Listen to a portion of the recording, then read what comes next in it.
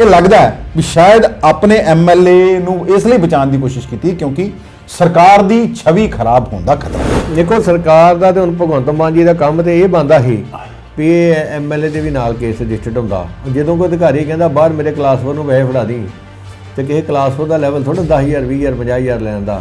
ਰੇਸ਼ਮ ਗਰਗ ਨਾਲ ਕੋਈ ਸਬੰਧ ਨਹੀਂ ਤੇ ਉਹ ਸੈਕੰਡ ਹਾਊਸ 'ਚ ਕੀ ਕਰਦਾ ਸੀ, ਉਹਨੂੰ ਪੈਸੇ ਉਹਨੇ ਕੀ ਕਰਨ ਨੂੰ ਦਿੱਤੇ, ਉਹਦੇ ਵਾਸਤੇ ਕਿਉਂ ਕਹਿਣ ਡੇ ਯਾਰ ਇਦਾਂ ਨਾ ਕਰੋ। ਕੈਪਟਨ ਸਾਹਿਬ ਨੇ ਜਦੋਂ ਇਨਕੁਆਇਰੀ ਮਾਰ ਕੀਤੀ ਤੇ ਨਾਲ ਕਿਹਾ ਤਾਂ ਵੀ ਧਰਮਸੋਤ ਨਾਲ ਕੁਝ ਨਹੀਂ ਕੀਤਾ, ਇਹ ਕੋਈ ਘਟਾਲਾ ਨਹੀਂ ਹੋਇਆ। ਵੇਖੋ ਜੇ ਮੁੱਖ ਮੰਤਰੀ ਕੋਈ ਘਟਾਲਾ ਕੋਈ ਨਹੀਂ ਹੋਇਆ, ਇਨਕੁਆਇਰੀ ਕੀ ਕਰੂ। ਅੱਗੋਂ ਡੀਸੀ ਚੀਫ ਸੈਕਟਰੀ ਨੇ ਉਹ ਰਿਪੋਰਟ ਭੇਜਤੀ ਮਹਿਕਮੇ ਦੇ ਮੰਤਰੀ ਨੂੰ ਜੀ। ਮਹਿਕਮੇ ਦੇ ਮੰਤਰੀ ਨੇ ਉਹ 6 ਅਧਿਕਾਰੀਆਂ ਨੂੰ ਡਿਸਮਿਸ ਕਰ ਦਿੱਤਾ। ਬਿਕਰਮ ਸਿੰਘ ਮਜੀਠੀਆ ਨੇ ਕੱਲ ਇੱਕ ਪ੍ਰੈਸ ਕਾਨਫਰੰਸ ਕੀਤੀ, ਬੜੇ ਤੱਤੇ ਸੀ ਉਹ ਰੇਪ ਦੇ ਮੁੱਦੇ ਦੀ ਗੱਲ ਕੀਤੀ। ਉਹਨਾਂ ਨੇ ਕੱਟੜ ਇਮਾਨਦਾਰੀ ਦੀ ਸਰਕਾਰ ਤੇ ਜਿਹੜੇ ਸਵਾਲ ਚੁੱਕੇ ਆ ਵੀ ਕਹਿੰਦੇ ਕੱਟੜ ਬੇਈਮਾਨ ਸਰਕਾਰ ਹੈ। ਤੇ ਚੰਨੀ ਸਾਹਿਬ ਦੇ ਭਤੀਜੇ ਦੇ ਰੋਪ ਲੱਗਦੇ ਰਹੇ ਆ, ਜਦੋਂ ਉਹ ਕੋਲ ਪੈਸੇ ਫੜੇ ਗਏ ਈਡੀ ਨੇ, ਉਹ ਆਂਦੇ ਜੀ ਜਿਹੜੇ ਪੈਸੇ ਹੈਗੇ ਆ ਰੇਤ ਮਾਫੀਆ ਦੇ ਆ ਤੇ ਉਹਦੇ ਹੈਗੇ ਤਬਾਦਲਿਆਂ ਦੇ ਪੈਸੇ ਹੈਗੇ ਆ। ਕੈਪਟਨ ਸਾਹਿਬ ਨੇ ਆਪ ਕਿਹਾ ਵੀ ਮੇਰੇ ਐਮਐਲਏ ਮੰਤਰੀ ਇਹਨਾਂ ਕੰਮਾਂ 'ਚ ਇਨਵੋਲਵ ਹੈਗੇ ਆ।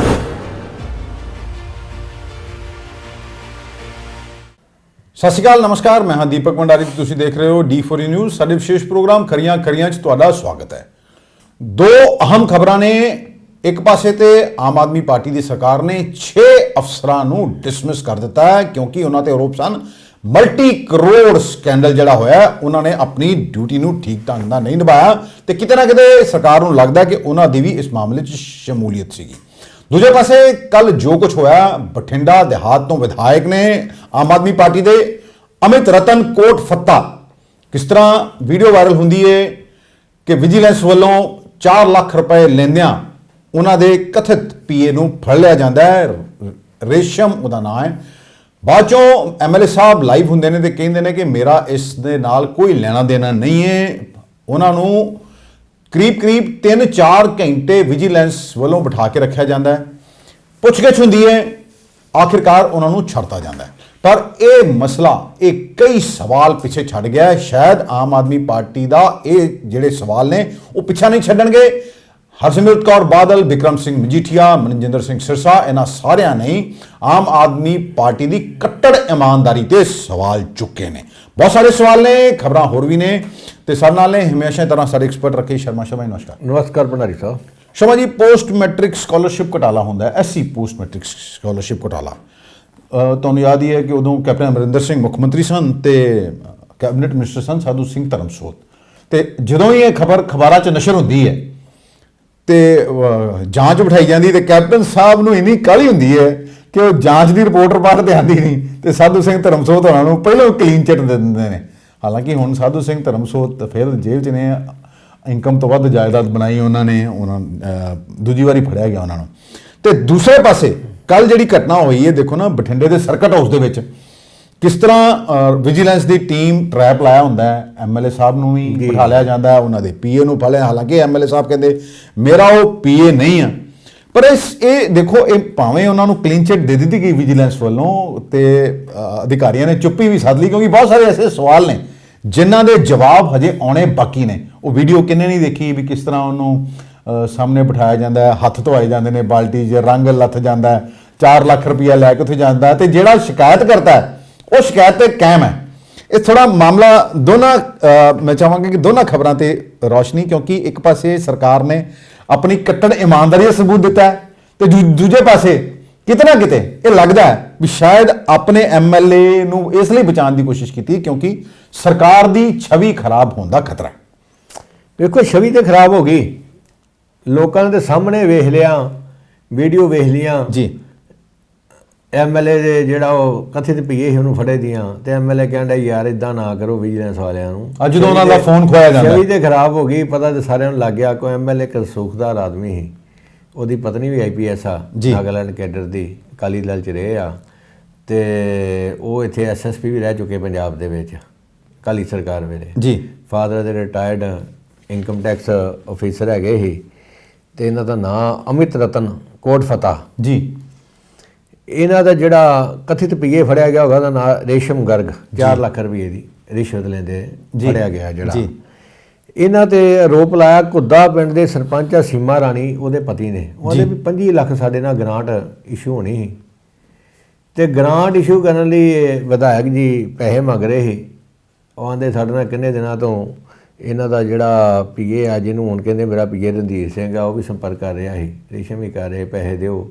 ਤੇ ਰੇਸ਼ਮ ਦੇ ਥਰੂ ਇਹ ਪਹਿਲਾਂ ਹੀ 50,000 ਦੇ ਚੁੱਕੇ ਸੀ ਜੀ। ਸੌਦਾ 5 ਲੱਖ ਹੁੰਦਾ ਹੈ ਦੇਣਾ ਸੀ, ਉਹਨੂੰ ਮੰਗਦੇ ਸੀ। ਉਹਨੇ ਫਿਰ ਵਿਜੀਲੈਂਸ ਦੇ ਡੀਜੀਪੀ ਸਾਹਿਬ ਨਾਲ ਸੰਪਰਕ ਕੀਤਾ। ਉਹਨਾਂ ਨੇ ਉੱਥੋਂ ਫਿਰ ਟੀਮ ਬਣਾਈ ਮੁਹਾਲੀ ਦੀ, ਲੋਕਲ ਵਾਲਿਆਂ ਨੂੰ ਨਹੀਂ ਕੁਝ ਪਤਾ। ਤੇ ਐਮਐਲਏ ਸਾਹਿਬ ਨੂੰ ਸਕੜੋ ਸਾਦੇ ਹੋ, ਇੱਕ ਦਿਨ ਪਹਿਲਾਂ ਵੀ ਜਾਣਿਆ ਹੁੰਦਾ ਮੇਰੀ ਪਤਨੀ ਖਰਾਬ ਦੀ ਤਬੀਅਤ ਖਰਾਬ ਹੋ ਗਈ, ਮਾਂ ਨਹੀਂ ਸਕਿਆ। ਉਹ ਰਿਕਾਰਡਿੰਗ ਰਿਕੂਡਿੰਗ ਸਾਰੀ ਕਰਦਾ, ਰਿਕਾਰਡਿੰਗਾਂ ਵੀ ਉਹਦੇ ਕੋਲ ਹੈਗੀਆਂ ਜੀ। ਜਦੋਂ ਉਹ ਪੈਸੇ ਸਰਕਟ ਉੱਚ ਦੇਣ ਗਿਆ, ਉਹਨੂੰ ਕਹਿੰਦੇ ਵੀ ਰੇਸ਼ਮ ਬਾਹਰ ਪਾਰਕਿੰਗ ਦੇ ਵਿੱਚ ਵਾਈਟ ਕਰੇਟਾ 'ਚ ਬੈਠਾ ਹੀ, ਤੇ ਉਹਨੂੰ ਫੜਾਇਆ। ਉਹਨੂੰ ਪੈਸੇ ਫੜਾਏ, ਉਹਨੇ ਵਿਜੀਲੈਂਸ ਨੂੰ ਇਸ਼ਾਰਾ ਮਾਰਿਆ, ਮੌਕੇ 'ਤੇ ਡਰਾਈਵ ਕਰ ਲਿਆ।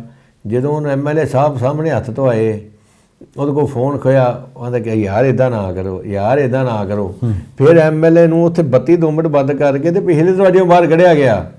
ਦੇਖੋ ਸਰਕਾਰ ਦਾ ਤੇ ਹੁਣ ਭਗਵੰਤ ਮਾਨ ਜੀ ਦਾ ਕੰਮ ਤੇ ਇਹ ਬਣਦਾ ਸੀ ਵੀ ਇਹ ਐਮਐਲਏ ਦੇ ਵੀ ਨਾਲ ਕੇਸ ਰਜਿਸਟਰਡ ਹੁੰਦਾ। ਜਦੋਂ ਕੋਈ ਅਧਿਕਾਰੀ ਕਹਿੰਦਾ ਬਾਹਰ ਮੇਰੇ ਕਲਾਸ 4 ਨੂੰ ਪੈਸੇ ਫੜਾ ਦੀ, ਤੇ ਕਿਸੇ ਕਲਾਸ 4 ਦਾ ਲੈਵਲ ਥੋੜਾ 10,000 20,000 50,000 ਲੈਣ ਦਾ, ਉਹ ਤੇ ਆਪਾਂ ਨੂੰ ਤਾਂ ਮਿਲਣਾ ਵਿੱਚੋਂ 500 1000। ਇੱਥੇ ਨਾ ਇਹਦੇ ਵਿੱਚ ਦੇਖੋ 2-3 ਸਵਾਲ ਬੜੇ ਅਹਿਮ ਨੇ। ਪਹਿਲੀ ਗੱਲ ਤੇ ਦੇਖੋ ਜਿਹੜਾ ਉਹ ਸਰਪੰਚ ਹੈ ਪਿੰਡ ਘੁੱਦਾ ਦੀ ਸੀਮਾ ਰਾਣੀ, ਉਹਦੇ ਹਸਬੈਂਡ ਜਿਹੜੇ ਹੈ ਪ੍ਰਿਤਪਾਲ ਸਿੰਘ, ਉਹ ਆਪਣੇ ਹਜੇ ਵੀ ਬਿਆਨਾਂ ਤੇ ਕਾਇਮ ਹੈ। ਉਹਨਾਂ ਨੇ ਦੇਖੋ ਸੰਪਰਕ ਕਿਸੇ ਲੋਕਲ ਅਧਿਕਾਰੀਆਂ ਨੇ ਨਹੀਂ ਕੀਤਾ, ਸਿੱਧੇ ਡੀਜੀਪੀ ਵਿਜੀਲੈਂਸ ਚੀਫ ਨੂੰ ਵਰਿੰਦਰ ਕੁਮਾਰ ਸ਼ਰਮਾ, ਜਿਹੜੇ ਕਿ ਬਹੁਤ ਇਮਾਨਦਾਰ ਤੇ ਇੱਕ ਜੁਝਾਰੂ ਅਧਿਕਾਰੀ ਗਿਣੇ ਜਾਂਦੇ ਐਕਸ਼ਨ ਵੀ ਤਾਈਓ ਹੋ ਗਿਆ ਭਟਾਰੀ ਸਾਹਿਬ। ਜੇ ਕਿਤੇ ਲੋਅਰ ਲੈਵਲ ਤੇ ਕਰਦੇ ਹੋਣੇ ਨਹੀਂ, ਕਿਉਂ ਐਸਐਸਪੀ ਐਸਪੀ ਡੀਸੀਐਸਪੀ ਐਮਐਲਏ ਦੀ ਮਰਜ਼ੀ ਨਾਲ ਲੱਗਦੇ ਆ। ਤੇ ਰਕੇਸ਼ ਜੀ ਫਿਰ ਉਹਨਾਂ ਨੇ ਟੀਮ ਬਣਾਈ। ਹੁਣ ਇਹ ਵੀ ਸਵਾਲ ਹੈ, ਦੇਖੋ ਨਾ, ਪ੍ਰਿਤਪਾਲ ਸਿੰਘ ਨੇ ਜਿਹੜੀ ਹੈ ਉਹ ਸ਼ਿਕਾਇਤ ਤਾਂ ਕੀਤੀ ਐਮਐਲਏ ਸਾਹਿਬ ਦੇ ਖਿਲਾਫ। ਕੀ ਉਹਨਾਂ ਨੇ ਸ਼ਿਕਾਇਤ ਐਮਐਲਏ ਦੇ ਇਸ ਕਥਿਤ ਪੀਏ ਦੇ ਖਿਲਾਫ ਕੀਤੀ, ਰੇਸ਼ਮ ਸਿੰਘ ਦੇ ਖਿਲਾਫ ਕੀਤੀ? ਐਮਐਲਏ ਦੇ ਖਿਲਾਫ ਕੀਤੀ। ਖਬਰਾਂ ਇਹ ਚੱਲ ਗਈਆਂ, ਛਪ ਵੀ ਗਈਆਂ ਕਿ ਐਮਐਲਏ ਨੂੰ ਵਿਜੀਲੈਂਸ ਨੇ ਗ੍ਰਿਫਤਾਰ ਕਰ ਲਿਆ ਗਿਆ। ਹੁਣ ਨਾਲ ਦੀ ਨਾਲ ਇਹ ਵੀ ਸਵਾਲ ਹੈ, ਦੇਖੋ ਵਿਜੀਲੈਂਸ ਜਦੋਂ ਵੀ ਕਿਸੇ ਐਮਐਲਏ ਲੈਵਲ ਦੇ ਅਧਿਕਾਰੀ ਦੇ ਉੱਪਰ ਕਾਰਵਾਈ ਕਰਦੀ ਹੈ ਐਮਐਲਏ ਦੇ, ਤੇ ਸਿੱਧਾ ਸੀਐਮ ਦੇ ਨਾਲ ਰਾਬਤਾ ਹੁੰਦਾ ਹੈ। ਦੇਖੋ ਸੀਐਮ ਲੈ ਕੇ ਹੁੰਦਾ, ਚੀਫ ਸੈਕਟਰੀ ਤੇ ਤੀਜੇ ਡੀਜੀਪੀ ਵਿਜੀਲੈਂਸ, ਇਹਨਾਂ ਤਿੰਨਾਂ ਦੀ ਨੌਲੇਜ ਹੁੰਦਾ ਤੇ ਫਿਰ ਇਹ ਟਰੈਪ ਲਾਇਆ ਜਾਂਦਾ। ਤੇ ਟਰੈਪ ਲੱਗਦਾ, ਪੈਸੇ ਫੜੇ ਜਾਂਦੇ ਨੇ। 20% ਰਿਸ਼ਵਤ ਜੇ ਪਿੰਡਾਂ ਦੇ ਡਿਵੈਲਪਮੈਂਟ ਕਰਾਉਣ ਦੇ ਲਈ ਸਾਡੇ ਮਾਨਯੋਗ ਐਮਐਲਏ ਲੈਂਦੇ ਨੇ, ਤੇ ਫਿਰ ਤੇ ਪਿੰਡਾਂ ਦਾ ਵਿਕਾਸ ਹੋ ਗਿਆ। 30 ਕਰੋੜ ਰੁਪਏ ਇਸ ਪਿੱਛੇ ਅਸੀਂ ਖਬਰ ਕੀਤੀ ਸੀ, ਤੁਹਾਨੂੰ ਯਾਦ ਹੀ ਹੋਣਾ, ਵੀ ਸਰਪੰਚ ਕਿਸ ਤਰ੍ਹਾਂ ਖਾ ਗਏ, ਵੀ ਬਿਨਾਂ ਟੈਂਡਰਾਂ ਤੋਂ ਹੀ ਦੇਤਾ ਤੇ ਸੈਲਫ ਚੈੱਕਾਂ 'ਚੋਂ ਪੈਸੇ ਕਢਾ ਲਏ। ਮਤਲਬ ਇੱਕ ਇੰਨਾ ਗੋਲ ਮਾਲਿਆ ਤੇ ਸਮਝ ਤੋਂ ਪਰੇ ਹੈ। ਪਹਿਲੇ ਕੱਲ ਬਿਕਰਮ ਸਿੰਘ ਮਜੀਠੀਆ ਨੇ ਵੀ ਪ੍ਰੈਸ ਕਾਨਫਰੰਸ ਕੀਤੀ, ਉਹ ਕਹਿੰਦਾ ਵੀ ਇਹ ਅਕਾਲੀ ਲੀਡਰ ਹੈ, ਪਹਿਲੇ ਰਹੇ ਹੈ, ਤੇ ਸੁਖਬੀਰ ਬਾਦਲ ਨੇ ਕੱਢਦਾ ਸੀ ਕਿਉਂਕਿ ਸ਼ਿਕਾਇਤਾਂ ਬਹੁਤ ਸੀਗੀਆਂ। ਉਦੋਂ ਰੁਪਿੰਦਰ ਰੂਬੀ ਸੀਗੇ ਐਮਐਲਏ ਉੱਥੋਂ ਬਠਿੰਡੇ ਤੋਂ। ਨਹੀਂ ਵੇਖੋ ਮੂਰਖਤਾ ਵੀ ਕਾਲੀ ਦੇ ਇਲੈਕਸ਼ਨ ਵਾਲੇ ਦਿਨ ਰਾਤਾ, ਤੇ ਜਦੋਂ ਆਪ ਤੋਂ ਟਿਕਟ ਮਿਲੀ ਤੇ ਬਠਿੰਡਾ ਦਿਹਾਤੀ ਦੇ ਲੋਕਾਂ ਨੇ ਜਿਤਾਤਾ। ਉਹ ਗੱਲ ਆ, ਵੇਵ ਤੇ ਚੱਲੀ ਆਪ ਦੀ ਨਹੀਂ। ਨਾਲੇ ਕੇਜਰੀਵਾਲ ਸਾਹਿਬ ਕੋਲ ਕੋਈ ਮਸ਼ੀਨ ਆ, ਵੀ ਜਦੋਂ ਦੂਜੀ ਪਾਰਟੀ 'ਚੋਂ ਬੰਦਾ ਆਉਂਦਾ ਨਾ, ਪਹਿਲੇ ਉਹਨੂੰ ਮਸ਼ੀਨ 'ਚੋਂ ਕੱਢ ਕੇ ਦੂਜੇ ਪਾਸੋਂ ਕੱਢਦੇ ਆ, ਵੀ ਉਹਦੇ ਜਿਹੜੇ ਪਾਪ ਧੁੱਲ ਜਾਂਦੇ ਆ, ਤੇ ਬੰਦਾ ਇਮਾਨਦਾਰ ਹੋ ਕੇ ਬਾਹਰ ਆਉਂਦਾ। ਜਦੋਂ ਮਸ਼ੀਨ ਤੇ ਸਾਫ਼ ਕਰਨ ਲੱਗੇ ਸੀ ਤੇ ਕਿਤੇ ਬੱਤੀ ਜਲ ਗਈ, ਵਿੱਚ ਏੜਿਆ ਰਹਿ ਗਿਆ। ਉਹ ਜਿਹੜੀਆਂ ਪੁਰਾਣੀਆਂ ਆਦਤਾਂ ਪਈਆਂ ਸੀ ਉਹ ਮੁੜੀਆਂ ਨਹੀਂ। ਇਹ ਵੇਖੋ ਇੱਥੇ ਇੱਕ ਵਿਧਾਇਕ ਦੀ ਮੈਂ ਗੱਲ ਸੁਣੀ ਸੀ ਵੀ ਇੱਕ ਠੇਕੇ ਵਾਲੇ ਕੋਲ ਗਿਆ, ਉਹਦਾ ਬੰਦਾ ਤੇ ਉਤਰ ਕੇ 2 ਬੋਤਲਾਂ ਲੈ ਆਇਆ।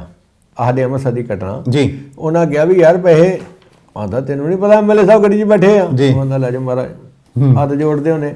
ਮੈਂ ਇੱਥੋਂ ਤੱਕ 70 ਕਈਆਂ ਬੰਦਿਆਂ ਦਾ ਡਿੱਗਿਆ, ਜਿਹੜੇ ਇਹਨਾਂ ਦੇ 92 ਰਤਨ ਹੈਗੇ ਆ, ਉਹਨਾਂ 'ਚ ਕਈ ਰਤਨ ਖਰਾਬ ਹੋ ਗਏ ਹੋਏ। ਹੁਣ ਇਹਨਾਂ ਨੂੰ ਚਾਹੀਦਾ ਉਹਨਾਂ ਦੇ ਵਿਰੁੱਧ ਐਕਸ਼ਨ ਸਖਤ ਲੈਣ। ਹੁਣ ਦੂਜੇ ਪਾਸੇ ਦੀ ਗੱਲ ਕੀਤੀ ਐਸਸੀ ਪੋਸਟ ਮੈਟ੍ਰਿਕ ਸਕਾਲਰਸ਼ਿਪ ਘਟਾਲੇ ਦੀ 39 ਕਰੋੜ ਦਾ ਘਟਾਲਾ ਹੋਇਆ।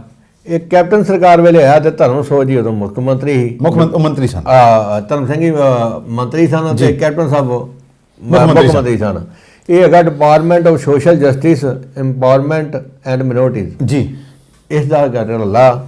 ਤੇ ਉਦੋਂ ਦੇ ਐਡੀਸ਼ਨਲ ਚੀਫ ਸੈਕਟਰੀ ਕਿਰਪਾ ਸ਼ੰਕਰ ਸਰੋਜ ਨੇ ਇਹ ਘਟਾਲਾ ਕੱਢਿਆ ਸੀ ਜੀ। ਪਰ ਕੈਪਟਨ ਸਾਹਿਬ ਨੇ ਜਦੋਂ ਇਨਕੁਆਇਰੀ ਮਾਰ ਕੀਤੀ ਤੇ ਨਾਲ ਕਿਹਾ ਤਾਂ ਵੀ ਧਰਮ ਸੋਧ ਨਾਲ ਕੁਝ ਨਹੀਂ ਕੀਤਾ, ਇਹ ਕੋਈ ਘਟਾਲਾ ਨਹੀਂ ਹੋਇਆ। ਵੇਖੋ ਜੇ ਮੁੱਖ ਮੰਤਰੀ ਕੋਈ ਘਟਾਲਾ ਕੋਈ ਨਹੀਂ ਹੋਇਆ, ਇਨਕੁਆਇਰੀ ਕੀ ਕਰੂ ਜੀ? ਇਹਦੀ ਇਨਕੁਆਇਰੀ ਬਾਅਦ 'ਚ ਚੱਲੀ।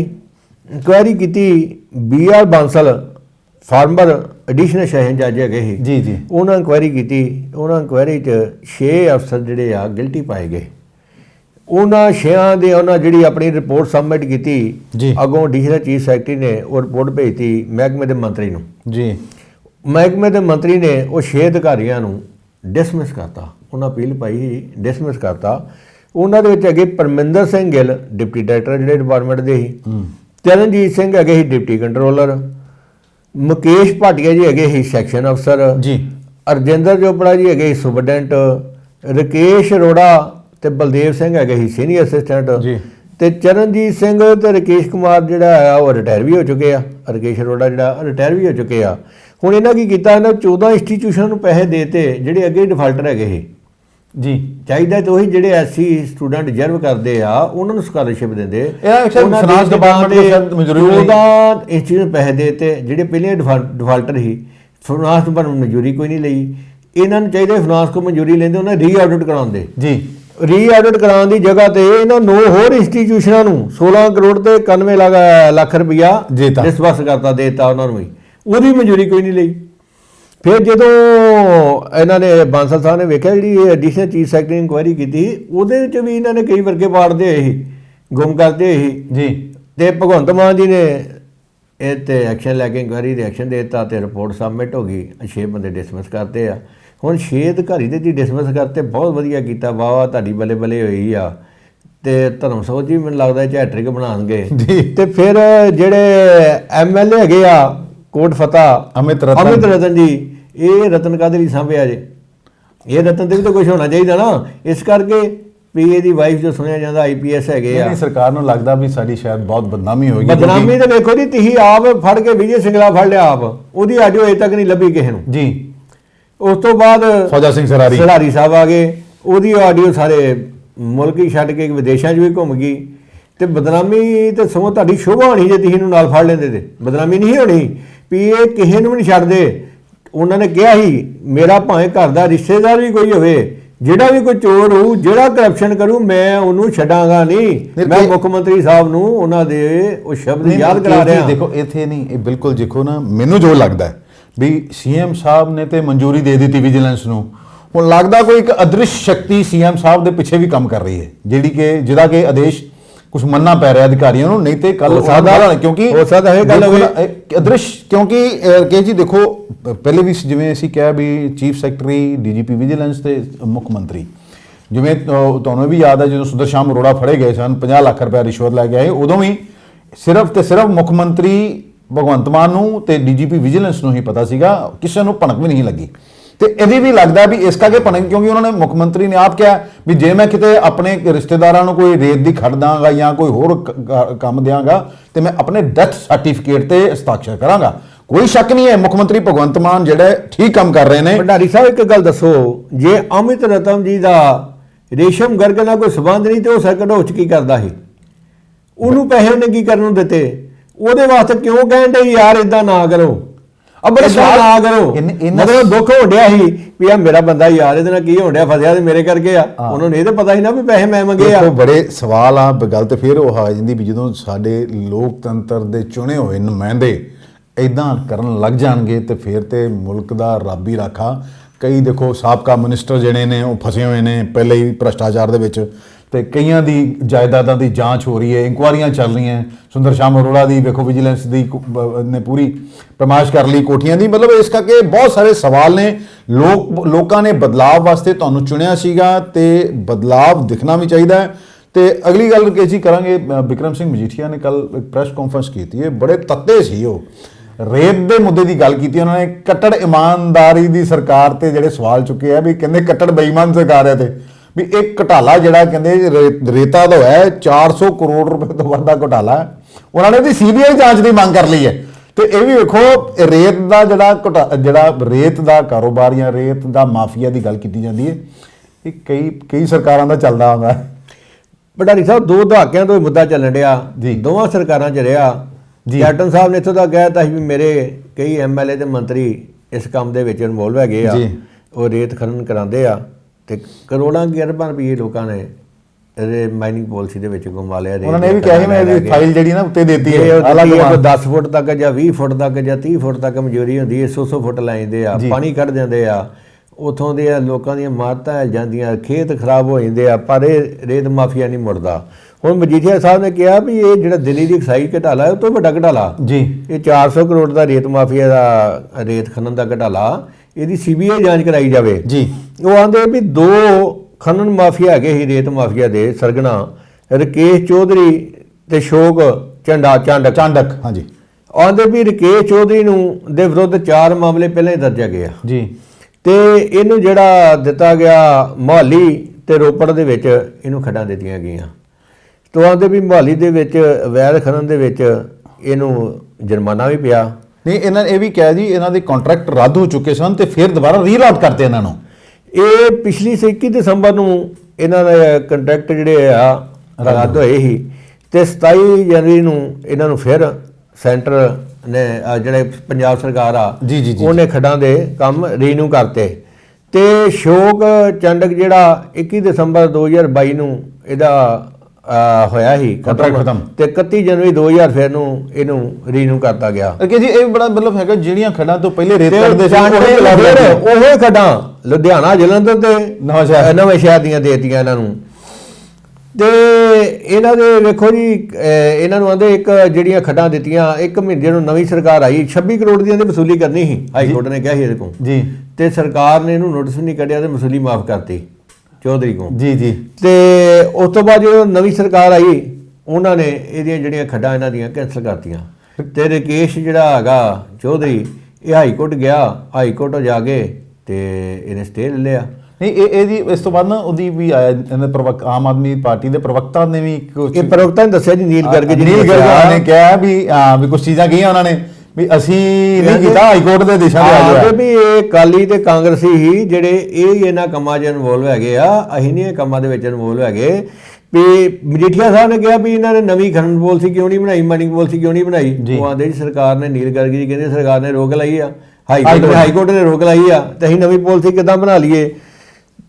ਵੇਖੋ ਰਕੇਸ਼ ਚੌਧਰੀ ਦਾ ਹਾਈ ਕੋਰਟ ਸਟੇ ਲੈਣ ਦੇ ਕਰਕੇ 6 ਕਰੋੜ ਇਹਨੇ ਦੇਣਾ ਸੀ, ਹਾਈ ਕੋਰਟ ਨੇ ਨੀਲਕੰਠ ਨੇ, ਪਰ ਪਿਛਲੀ ਸਰਕਾਰ ਨੇ ਉਹਨੂੰ ਮਾਫ ਕਰਤਾ। ਕਿ ਜੀ ਇੱਕ ਨਾ ਕੁਝ ਵਿਕਰਮ ਜੀਠੀਆ ਨੇ ਕੁਝ ਹੋਰ ਬੜੇ ਆਰੋਪ ਲਾਏ। ਉਹ ਕਹਿੰਦੇ ਵੀ ਜਿਹੜੀਆਂ ਰੇਤ ਬਜਰੀ ਲੈ ਕੇ ਜਿਹੜੇ ਆਉਂਦੇ ਨਾ ਦੂਸਰੇ ਸਟੇਟਾਂ 'ਚੋਂ ਆਉਂਦੇ ਆ, ਜਿਹੜੀਆਂ ਗੱਡੀਆਂ ਆਉਂਦੀਆਂ, ਗੁੰਡਾ ਟੈਕਸ ਵਸੂਲਿਆ ਜਾਂਦਾ ਇਹਨਾਂ ਕੋਲੋਂ। ਬਿਲਕੁਲ ਉਹਨਾਂ ਨੇ ਕੁਝ ਰਸੀਦਾਂ ਵੀ ਦਿੱਤੀਆਂ, ਉਹਨਾਂ ਦਾ ਵੀ ਜ਼ਿਕਰ ਕੀਤਾ ਤੇ ਜੇ ਤੇ ਗੁੰਡਾ ਟੈਕਸ ਹੋ ਰਿਹਾ, ਦੇਖੋ ਨਾ ਇਹ ਰੇਤ ਨਾ ਹੋ ਗਈ, ਇਹ ਤੇ ਸੋਨਾ ਹੀ ਹੋ ਗਿਆ, ਨਾ ਲੀਡਰਾਂ ਦੇ ਹੱਥ ਲੱਗਿਆ। ਕਹਿੰਦੇ ਵੀ ਕਿੰਨੇ ਹਜ਼ਾਰ ਕਰੋੜ ਰੁਪਈਆ ਜਿਹੜਾ ਤੁਸੀਂ ਤੁਹਾਨੂੰ ਇਹ ਵੀ ਯਾਦ ਹੋਣਾ ਜਦੋਂ ਆਮ ਆਦਮੀ ਪਾਰਟੀ ਦੀ ਸਰਕਾਰ ਨਹੀਂ ਸੀ, ਅਰਵਿੰਦ ਕੇਜਰੀਵਾਲ ਦਾ ਇੰਟਰਵਿਊ ਅਜੇ YouTube ਤੇ ਅਜੇ ਵੀ ਪਿਆ। ਹਾਂ, 20 ਲੱਖ ਰੁਪਏ 20 ਕਰੋੜ ਰੁਪਏ 20,000 ਕਰੋੜ ਰੁਪਈਆ ਕਹਿੰਦੇ ਰੇਤ ਚੋਂ 1 ਸਾਲ ਦਾ ਆਊਗਾ ਤੇ 11 ਮਹੀਨੇ ਦੇ ਇਹਨਾਂ ਦੀ ਵੀ ਹੋ ਗਈ ਹੈ ਸਰਕਾਰ ਕਿਤੇ 20,000 ਕਰੋੜ ਕਿਹਦੀ ਜੇਬ 'ਚ ਗਿਆ ਹੁਣ? ਲੀਡਰਾਂ ਦੀ ਜੇਬ 'ਚ। ਉਹ ਤੇ ਤੁਹਾਨੂੰ ਪਤਾ ਬੋਨੀ ਜਨਾਲੇ ਦੀ ਤੇ ਮਜੀਠੀਆ ਸਾਹਿਬ ਦੀ ਰੇਤ ਲੜਾਈ ਹੁੰਦੀ ਸੀ, ਉਹਦਾ ਮੇਰੇ ਇਲਾਕੇ 'ਚੋਂ ਗੱਡੀਆਂ ਲੰਘਦੀਆਂ, ਮੈਂ ਇਹ ਰੌਲਾ ਵੀ ਉਦੋਂ ਪਿਆ ਸੀਗਾ, 1500 ਰੁਪਏ ਟਰੱਕ ਲਾਈ ਜਿਹੜਾ ਕਿ ਮੇਰੇ ਹਲਕੇ 'ਚ ਦਖਲ ਦੇ ਦਾਜਾ ਦੇਣ ਵਾਲਾ। ਵੇਖੋ ਰੌਲਾ ਚੰਨੀ ਸਾਹਿਬ ਦੇ ਭਤੀਜੇ ਦੇ ਰੋਪ ਲੱਗਦੇ ਰਹੇ ਆ, ਜਦੋਂ ਉਹਦੇ ਕੋਲ ਪੈਸੇ ਫੜੇ ਗਏ ਈਡੀ ਨੇ, ਉਹ ਆਂਦੇ ਜੀ ਜਿਹੜੇ ਪੈਸੇ ਹੈਗੇ ਆ ਰੇਤ ਮਾਫੀਆ ਦੇ ਆ ਤੇ ਉਹਦੇ ਹੈਗੇ ਤਬਾਦਲਿਆਂ ਦੇ ਪੈਸੇ ਹੈਗੇ ਆ। ਕੈਪਟਨ ਸਾਹਿਬ ਨੇ ਆਪ ਕਿਹਾ ਵੀ ਮੇਰੇ ਐਮਐਲਏ ਮੰਤਰੀ ਇਹਨਾਂ ਕੰਮਾਂ 'ਚ ਇਨਵੋਲਵ ਹੈਗੇ ਆ। ਜੀ ਦੇਖੋ ਮਤਲਬ ਸ਼ੁਰੂ ਤੋਂ ਹੀ ਰੇਤ ਦੀ ਜਿਹੜੀ ਆ ਵੈਦ ਮਾਈਨਿੰਗ ਹੁੰਦੀ ਰਹੀ ਆ, ਹੁਣ ਵੀ ਹੁੰਦੀ ਪਈ ਆ। ਜੀ ਦੇਖੋ BSF ਆਰਮੀ ਹਾਈ ਕੋਰਟ 'ਚ ਦੁਹਾਈ ਪਾ ਚੁੱਕੇ ਨੇ ਵੀ ਸਾਡੇ ਇਲਾਕੇ 'ਚ ਇਹਨਾਂ ਨੇ ਇੰਨੀ ਰੇਤ ਦੀਆਂ ਖੱਡਾਂ ਖੋਤੀਆਂ ਵੀ ਉੱਥੇ ਕੋਈ ਟੈਰਰਿਸਟ ਵੀ ਲੁਕ ਜੇ ਨਾ ਸਾਨੂੰ ਨਾ ਪਤਾ ਲੱਗੇ। ਕਹਿੰਦੇ ਰੱਬ ਨਾ ਕਰੇ ਕਿ ਲੜਾਈ ਲੱਗ ਜਾਵੇ ਦੁਸ਼ਮਣ ਦੇ ਨਾਲ ਤੇ ਸਾਡੇ ਟੈਂਕ ਨਹੀਂ ਲੰਘ ਸਕਦੇ ਉੱਥੋਂ, ਕਿਉਂਕਿ ਇਹਨਾਂ ਰਾਹ ਨਹੀਂ ਛੱਡਿਆ ਸੜਕਾਂ ਚੱਲਣ ਵਾਸਤੇ। ਤੇ ਪਿਛਲੀ ਵਾਰੀ ਜਦੋਂ ਇੱਥੇ ਆਏ ਸੀਗੇ ਪੰਜਾਬ ਦੇ ਗਵਰਨਰ ਬਨਵਾਰੀ ਲਾਲ ਪੁਰੋਹਿਤ, ਉਹਨਾਂ ਨੇ ਵੀ ਕਿਹਾ ਸੀਗਾ ਵੀ ਮਾਈਨਿੰਗ ਬੜਾ ਵੱਡਾ ਮੁੱਦਾ ਹੈ। ਤੇ ਖੈਰ ਉਹਨਾਂ ਨੇ ਕਿਹਾ ਵੀ ਮਾਈਨਿੰਗ ਨੂੰ ਲੈ ਕੇ ਕਿਉਂਕਿ ਇਸ ਕਰਕੇ ਥੋੜਾ ਹੈਗਾ ਰੋਕ ਲੱਗੀ, ਕਿਉਂਕਿ ਹਾਈ ਕੋਰਟ ਸਖਤ ਹੋਇਆ। BSF ਤੇ ਆਰਮੀ ਦੀ ਰਿਕੁਐਸਟ ਦੇ ਹਾਈ ਕੋਰਟ ਨੇ ਸਟੇ ਕੀਤਾ ਸੀ ਵੀ ਮਾਈਨਿੰਗ ਨਹੀਂ ਹੋਈ, ਦੇਸ਼ ਦੀ ਜਿਹੜੇ ਖਤਰਾ ਪੈ ਗਿਆ ਜਾਂ ਵਾਸਤੇ ਸੁਰੱਖਿਆ ਵਾਸਤੇ ਵੀ ਬਹੁਤੋਂ ਡਰੋਨ ਆ ਰਹੇ ਆ, ਉਹਨਾਂ ਕੋਲ ਗਸ਼ਤੀ ਨਹੀਂ ਹੁੰਦੀ ਸਹੀ।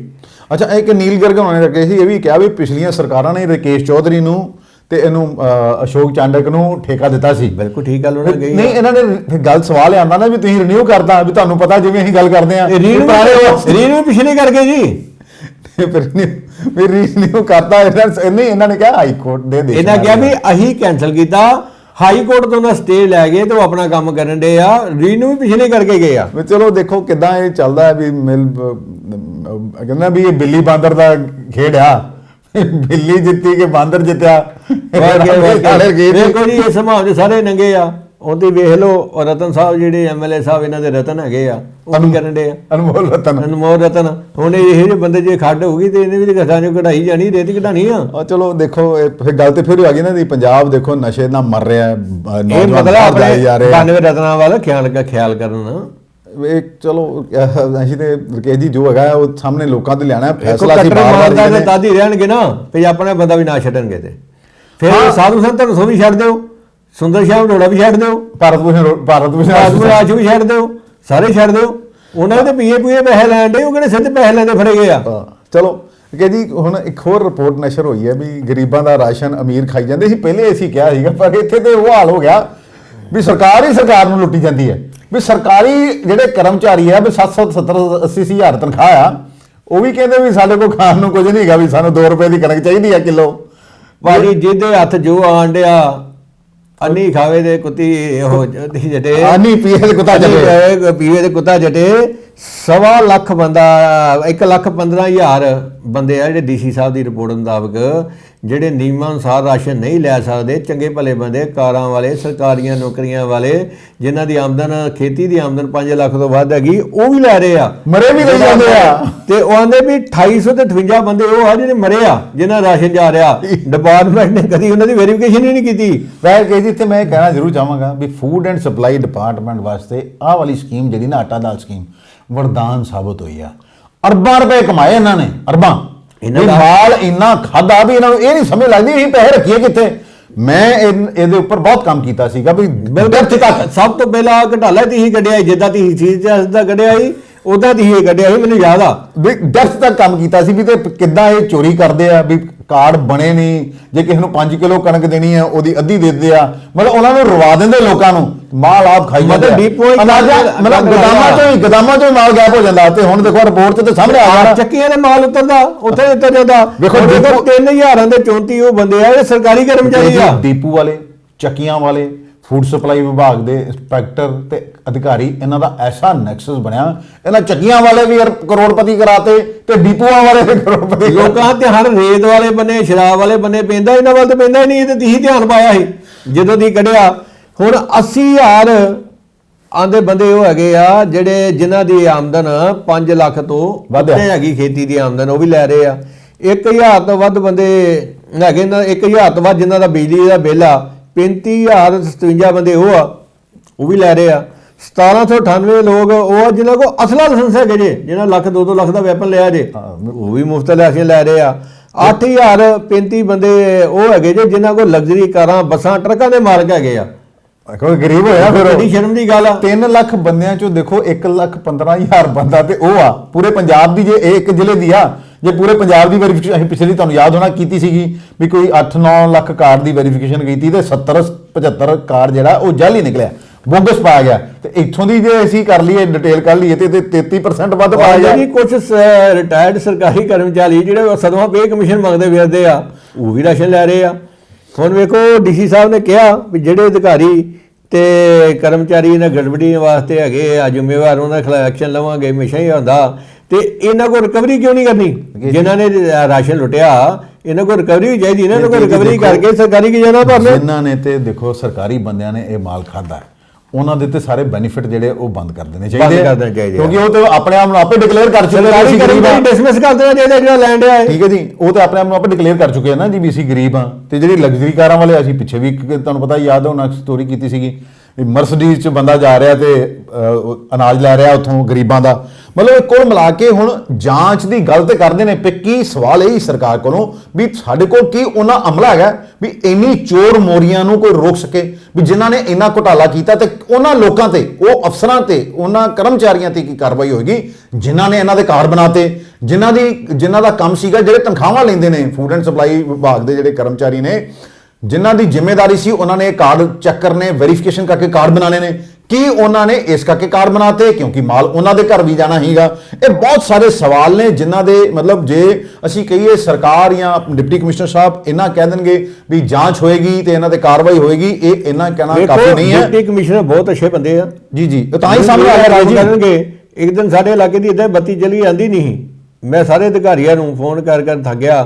ਫਿਰ ਡਿਪਟੀ ਕਮਿਸ਼ਨਰ ਸਾਹਿਬ ਦੇ ਮੈਂ ਧਿਆਨ 'ਚ ਮਸਲਾ ਲਿਆਂਦਾ ਤੇ ਫਿਰ 1 ਘੰਟੇ ਬਾਅਦ ਲਾਈਟ ਕਿ ਆਈ ਜੀ ਕੋਈ ਸ਼ੱਕ ਨਹੀਂ ਕਮਿਸ਼ਨਰ ਹੱਕ ਦੀ ਗੱਲ ਸੁਣਦੇ ਆ ਤਾਂ ਹੀ- ਫੋਨ ਤੇ ਵੇਂਦੇ ਆ ਵੀ ਕਿਸੇ ਨੇ ਮੈਨੂੰ ਕੀ ਮੈਸੇਜ ਨਹੀਂ ਨਾਲੇ ਤਾਂ ਹੀ ਮੈਨੂੰ ਲੱਗਦਾ ਵੀ ਐਮਐਲਏ ਸਾਹਿਬ ਕਈ ਨਾ ਕੋਈ ਨਾਰਾਜ਼ ਵੀ ਨੇ ਕਿਉਂਕਿ ਉਹਨਾਂ ਨੇ ਗੱਲ ਉਹੀ ਕਰਨੀ ਹੈ ਪਟਵਾਰੀ ਜਿਹੜੇ ਦੇਖੋ ਕਿੰਨੇ ਕਿੰਨੇ ਮਠਾਧੀਸ਼ ਬੈਠੇ ਹੀ ਇਹਨਾਂ ਬਦਲ ਤੇ ਫਿਰ ਕਿਸੇ ਦੀ ਇਹਨਾਂ ਨੇ ਸਿਫਾਰਿਸ਼ ਨਹੀਂ ਮੰਨੀ। ਬਹੁਤ ਵਧੀਆ ਆਦਮੀ ਪਰ ਆ, ਗੱਲ ਲੋਕਾਂ ਦੀ ਅਸੀਂ- ਦੁੱਖ ਤਕਲੀਫਾਂ ਸੁਣਦੇ ਆ, ਇਦਾਂ ਦੇ ਡਿਪਟੀ ਕਮਿਸ਼ਨਰ ਹੋਣਗੇ ਪਰ ਕੇ ਜੀ ਤੇ ਵਧੀਆ ਕੰਮ ਹੋਣਗੇ। ਸਿਸਟਮ ਤੇ ਸਵਾਲ ਤੇ ਫਿਰ ਉਸ ਤਰ੍ਹਾਂ ਹੀ ਹੈ ਨਾ ਰਕੇਸ਼ ਜੀ ਵੀ ਜਿਹੜੇ ਬੰਦਿਆਂ ਦੀ ਜ਼ਿੰਮੇਵਾਰੀ ਬਣਦੀ ਸੀ ਜਿਨ੍ਹਾਂ ਨੇ ਤਨਖਾਹਾਂ ਲਈਆਂ ਜਿਨ੍ਹਾਂ ਨੇ ਘਰ ਜਾ ਵੈਰੀਫਿਕੇਸ਼ਨ ਕੀਤੀ ਕਾਰਡ ਬਣਾਏ ਉਹਨਾਂ ਤੇ ਕੀ ਕਾਰਵਾਈ ਹੋਏਗੀ ਬੇਸਿਕਲੀ ਜ਼ਿੰਮੇਦਾਰ ਤੇ ਉਹ ਵੀ ਨੇ ਨਾ ਇਸ ਰਜਿਸਟਰਡ ਹੋਏ ਜਿਹੜੇ ਰਾਤ ਦੇ ਇਹਨਾਂ ਦੇ ਚੋਰ ਦਾ 400 ਭਾਈਵਾਲ ਚੋਰੀ ਹੋਇਆ ਨਾ ਕੇ ਜੀ।